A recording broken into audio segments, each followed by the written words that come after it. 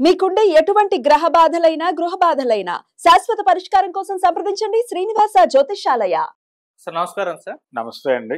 Sir ఇక్కడ తెలంగాణలో గత కొన్ని రోజుల నుంచి కూడా మార్వాడి గో బ్యాక్ అంటూ ఒక ఉద్యమం నడవడం చూస్తున్నాం సార్. పిలుపునిచ్చారు.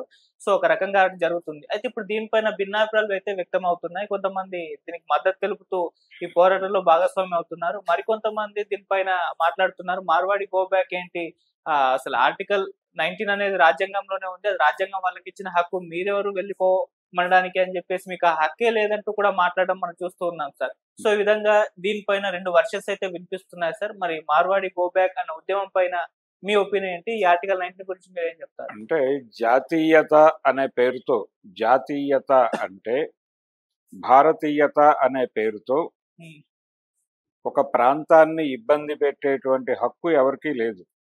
ఓకే, దీన్ని ముందు తెలుసుకోవాలి. ఇప్పుడు రకరకాల పద్ధతుల్లో ఉత్తరాదిలో అభివృద్ధి కార్యక్రమాలు లేక కావచ్చు. అభివృద్ధి కార్యక్రమం అంటే అభివృద్ధి అనేది ఒక ఉగ్రవాదపు రూపం.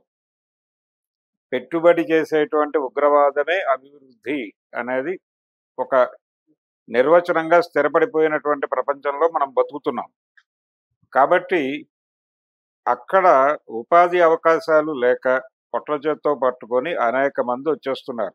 అలాగే ఈ వలసలు ఎక్కడి నుంచి వస్తున్నాయి? బీహార్ నుంచి వస్తున్నాయి, ఉత్తరప్రదేశ్ నుంచి వస్తున్నారు, మధ్యప్రదేశ్ నుంచి వస్తున్నారు, వెస్ట్ బెంగాల్ నుంచి వస్తున్నారు, అలాగే బంగ్లాదేశ్ నుంచి వస్తున్నారు, నేపాల్ నుంచి వస్తున్నారు. వీళ్ళందరూ వస్తున్నారు, బాగానే ఉంది. కానీ ఆ ప్రెజర్ పడటం వలన రకరకాల ఇబ్బందులకి గురవుతున్నారు ఇక్కడ ప్రజలు. ఏది ఎక్కడికి వస్తున్నారు? వీళ్ళు సౌత్ ఇండియాకి వస్తున్నారు, దక్షిణ భారతానికి వస్తున్నారు, దక్షిణాపథానికి వస్తున్నారు. దక్షిణాపథానికి వచ్చినటువంటి వీళ్ళ వల్ల ఇక్కడ కూలీ రేట్లు పెరగటం లేదు. కూలీ రేట్లు దారుణంగా పడిపోతున్నాయి. జనాలు ఇక్కడ కూలీ పనుల మీద ఆధారపడి జీవించే వాళ్ళకి అదొక హెడేక్గా మారింది. అలాగే మెజారిటీ పనులు వాళ్లే చేసేస్తున్నారు. ఇదొక దారుణం. అంటే మనకు రోబోలు వచ్చేస్తున్నాయి, లేకపోతే ఏఐ వచ్చేస్తుంది, ఉపాధి పోతుంది అంటున్నారు. ఇదే క్రమంలో ఈ వలసల వలన కూడా ఉపాధి కోల్పోతున్నారు. ఇది ఒక గొడవ అయితే, దీనికంటే కూడా ఈ మార్వాడీలు ఎప్పటి నుంచో ఉన్నారు ఇక్కడ. నిజానికి హైదరాబాద్లో మార్వాడీల కోసం చార్మినార్ దగ్గర, ఆ దగ్గరలో అలనాటి పాలకులు ఓ 2 వీధులు నిర్మించారు. వ్యాపారం చేసుకుంటారో ఉంటారో ఉండండి, అక్కడ చేసుకోండి. ఎందుకు చేశారు అంటే ఇది కాస్మోపాలిటన్ సిటీ, కాస్మో కల్చర్ అని ఇప్పుడు అంటున్నాం. కానీ నిజానికి హైదరాబాదు సర్వ మతాలని, సర్వ భాషలని, సర్వ ప్రాంతాలని సమాదరించినటువంటి ఆ కల్చర్ ఉంది ఇక్కడ. ఏది హైదరాబాద్ నవాబుల పరిపాలనలో ఉన్న, అది గోల్కొండ నవాబులైనా, తర్వాత వచ్చినటువంటి నిజాం నవాబులైనా, ఎవరైనా కానీ దాన్ని మెయింటైన్ చేస్తూ వచ్చారు. ఇక్కడ ఏ భాషని ఏ భాష తొక్కేసే ప్రయత్నమో, లేకపోతే ఏ మతాన్ని ఏ మతం తొక్కేసే ప్రయత్నమో అలాంటివి జరగలేదు. నెల్లూరు కేశవస్వామి గారి కథలు చదివితే అర్థమవుతుంది హైదరాబాద్లో ఆ రోజుల్లో కల్చర్ అలా ఉండేది అని.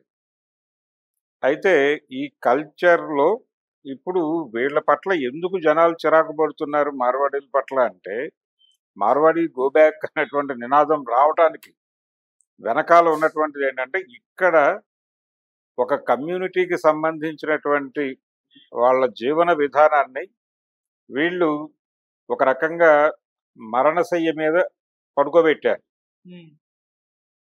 ఇది ఇబ్బందికరంగా మారింది. అంటే వ్యాపారాలు ఇక్కడ హైదరాబాదులో బంగారు వ్యాపారం కావచ్చు, రిటైల్ బిజినెస్ కావచ్చు, ఇది ఇన్ టోటల్ వాళ్ళ కంట్రోల్లోకి వెళ్ళిపోయి నడుస్తోంది. ఇంతకుముందు ఈ వ్యాపారాల మీద ఆధారపడి బతికినటువంటి కమ్యూనిటీస్ అన్నీ కూడా అక్కడి నుంచి బయటికి రావాల్సిన పరిస్థితి ఏర్పడింది. బయటకు వచ్చి వీళ్ళ దగ్గర గుమాస్తాలుగా బతుకుతున్నారు. ఉదాహరణకి వ్యాపారము అనేది కోమట్లు చేస్తారు అనేది మనకు అంటే అదొక వ్యాపార కులంగా మనం స్థిరపడిపోయినటువంటి అభిప్రాయం. ఈ స్థిరపడిపోయినటువంటి అభిప్రాయంలోనే గుజరాతీ బనియాలు అక్కడి కోమట్లు అని వీళ్ళు అనుకుంటారు. అలా గాంధీ అనే పేరు ఎక్కువ మంది కోమట్లలో కనిపిస్తుంది. కారణం ఏమిటంటే మనకు ఒక పాట కూడా ఉంది, కొల్లాయి కట్టితేనేమి మన గాంధీ, కోమటై తిరిగితేనేమి అని పాడేవాళ్ళు ఆ రోజుల్లో. సరే, అలా ఆయనేమో బనియా, గుజరాతీ బనియా. గుజరాతీ బనియాలు, రాజస్థానీ మార్వాడీలు వీళ్ళతో ఈ బిజినెస్ కమ్యూనిటీనే. విచిత్రం ఏంటంటే పాకిస్తాన్ జాతిపిత, భారత జాతిపిత ఇద్దరూ కూడా ఒకే సామాజిక వర్గానికి చెందినవారు, ఇద్దరూ బనియాలే. అదొక గొడవ. అయితే గాంధీని వీళ్ళు ఓన్ చేసుకున్నారు కోమట్లు. మరి ఆ ఓన్ చేసుకున్న కోమట్ల పరిస్థితి ఏంటి ఇప్పుడు?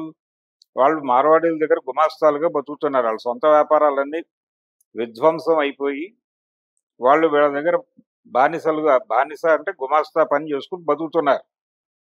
ఇలా వాళ్ళని కబ్జా చేసేసి ఈ దురాక్రమణ విధానాల పట్ల విసుగెత్తినటువంటి ప్రపంచం మార్వాడి గోబ్యాక్ అంది తప్ప, వాళ్ళు ఇక్కడ ప్రజలతో ఉంటే వీళ్ళతో పాటు ట్రావెల్ అయితే వాళ్ళ పట్ల వ్యతిరేకత ఎందుకు వస్తుంది? వీళ్ళకి ఉపాధి అవకాశాలు ఎప్పుడైతే దెబ్బతింటాయో స్థానికులకి, వాళ్ళు రివోల్ట్ అవుతారు. ఇప్పుడు చాలా మంది మాట్లాడుతున్నారు, భారతదేశంలో ఎవరైనా ఎక్కడైనా ఉండొచ్చు, ఎక్కడైనా వ్యాపారం చేయొచ్చు, దీనికి ఆర్టికల్ 19 కింద ఒక అవకాశం ఉంది అని. అవకాశం కాదు, హక్కే ఉంది అనుకుందాం, మనమేం కాదంటలేదు దాన్ని. ఎందుకంటే ఈ భారతీయత అనే పేరుతో విపరీతంగా వచ్చేస్తున్నారు, వచ్చి వాళ్ళని క్వశ్చన్ చేయలేని పరిస్థితి. ఇప్పుడు అమెరికా వెళ్ళిపోయినటువంటి వాళ్ళని అమెరికా నుంచి ఎందుకు గెంటేస్తున్నారు అంటే అక్కడ లోకల్ నేటివ్స్ జీవనానికి ఇబ్బందికరంగా మారారు ఈ బయట నుంచి వస్తున్నటువంటి వాళ్ళు. అందుకని నేటివ్స్ జీవితం కాపాడటం అనేది వాళ్ళకి ప్రధానం కాబట్టి, వాళ్ళ ప్రయోజనాలు కాపాడాల్సినటువంటి బాధ్యత ఉంది కాబట్టి వాళ్ళు వెళ్ళిపోండి, గో బ్యాక్ అని చెప్పి చాలా మందిని పంపించేస్తున్నారు కదా. ఇప్పుడు ట్రంప్ గారు వచ్చాక జరుగుతున్న వ్యవహారాలన్నీ చూస్తూనే ఉన్నాం కదా. దీనికి ఒక నేపథ్యం ఉంది. అక్కడ హత్యాకాండలు కూడా జరిగాయి కదా, రెస్టారెంట్లలోనూ అక్కడ వెళ్ళి తుపాకులు పెట్టి కాల్చవతలు పడేసిన సందర్భాలు నేటివ్ పీపుల్కి, అక్కడ స్థిరపడినటువంటి ఇతర ప్రాంతాల వాళ్ళకి జరుగుతున్న ఘర్షణలు చూసాం కదా అమెరికాలో. ఎందుకు జరుగుతోంది అంటే ప్రతి చోట కూడా వలసల వలన నేటివ్ పీపుల్ సఫర్ అవుతారు. అందుకని వలసల్ని నివారించటం అనేది ప్రతి ప్రభుత్వం తన కార్యక్రమంగా తీసుకోవాలి. నీకు భారతీయుడు ఎక్కడైనా పనిచేసుకోవచ్చు, ఎక్కడైనా బతకచ్చు అని ఉంది కాబట్టి అని వీళ్ళని ఎక్కడికైనా వెళ్ళనిస్తే, ఎందుకు వెళ్ళనిస్తున్నారు మీరు? అక్కడే ఉపాధి అవకాశాలు పెంచవచ్చు కదా. ఎందుకు వాళ్ళు పొట్ట చేత్తో పట్టుకుని ఇక్కడికి వచ్చి బతకాలి? చివరికి తెలుగు రాష్ట్రాల్లో ఏదో మారుమూల ప్రాంతాల్లో కూడా, ముదినేపల్లి లాంటి ప్రదేశాల్లో, నందమూరు లాంటి ప్రాంతాలలో కూడా అక్కడ ఈ హిందీ మాట్లాడటం మాత్రమే వచ్చిన వాళ్ళు వెళ్ళిపోయి అక్కడ ఉన్నటువంటి పెట్రోల్ బంకుల్లో అట్లా ఎందుకు పని చేయాలి? వాళ్ళు వాళ్ళ భాష కాదు, వాళ్ళ కల్చర్ కాదు, వాళ్ళ గొడవ కాదు, అక్కడికి వెళ్ళి ఎందుకు బతకాలి? ఎందుకు సఫర్ అవ్వాలి? వాళ్ళకి ఉపాధి అవకాశాలు లేకే కదా అక్కడి నుంచి వస్తున్నారు. రెండోది, ఇంకొక దిక్కుమాలిన పోలిక తెస్తున్నారు. ఇక్కడ ఈ ఆర్టికల్ 19 పేరుతో వీళ్ళందరూ కూడా సౌత్ని తిని నార్త్ బతుకుతోంది. ఈ బతకటానికి ఒక చట్టబద్ధత కోసం మాత్రమే ఈ 19 గురించి మాట్లాడుతున్నారు. ఇక్కడ సోదర భావంతో ఉన్నప్పుడు వాళ్ళ గురించి ఎవరు మాట్లాడలేదు. వాళ్ళ వలన ఇక్కడ జీవితాలు దెబ్బతింటున్నాయి. ఇక్కడ వ్యాపారం మొత్తం వాళ్ళ కంట్రోల్లోకి వెళ్ళిపోయింది, అన్ని వ్యాపారాలు.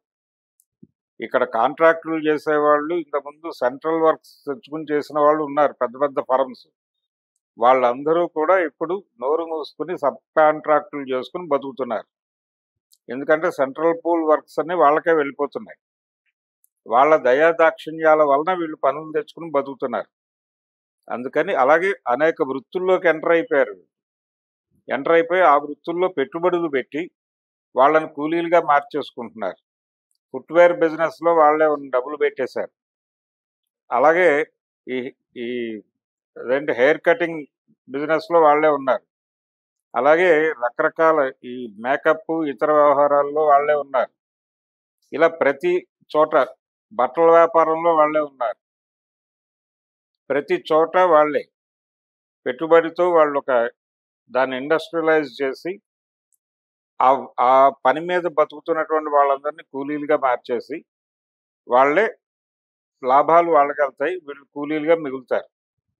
ఇలా దేశ సంపద అంటే ఈ ప్రాంతంలో ప్రజల సంపద ఎవరికైతే సంపదగా మారాల్సినటువంటి అవసరం ఉందో వాళ్ళ నోళ్లు నొక్కి వాళ్ళు ఇక్కడ నుంచి గుజరాత్కి తరలించేస్తున్నారు డబ్బులు అనేది ప్రోగ్రాం.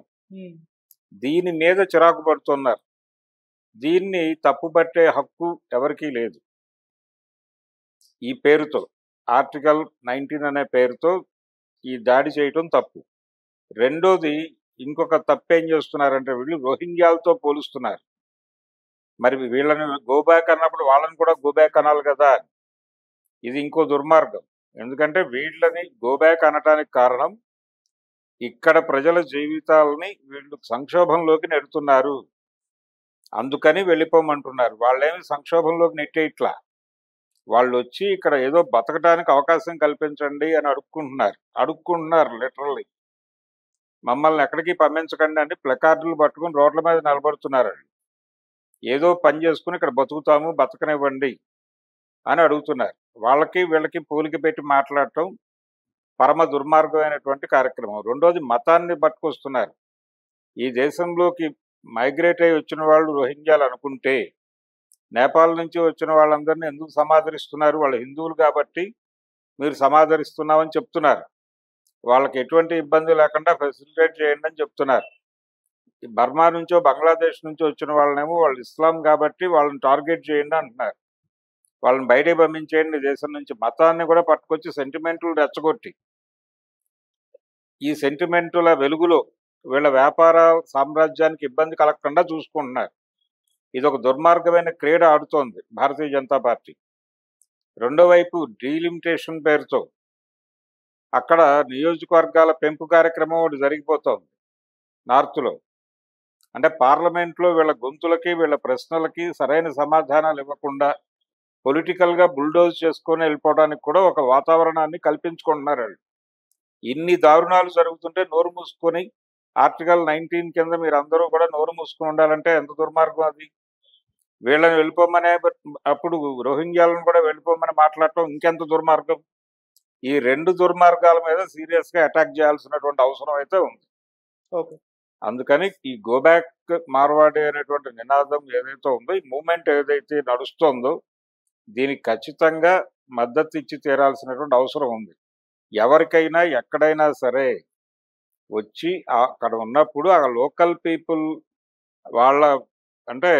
వాళ్ళ ముందున్నటువంటి వాళ్ళు తినటానికి కూర్చుంటే వాళ్ళ ముందున్నటువంటి విస్తరని లాగేసే హక్కు అయితే లేదు. అది నైతికత కూడా కాదు వాళ్ళు చెప్పిన పద్ధతులు.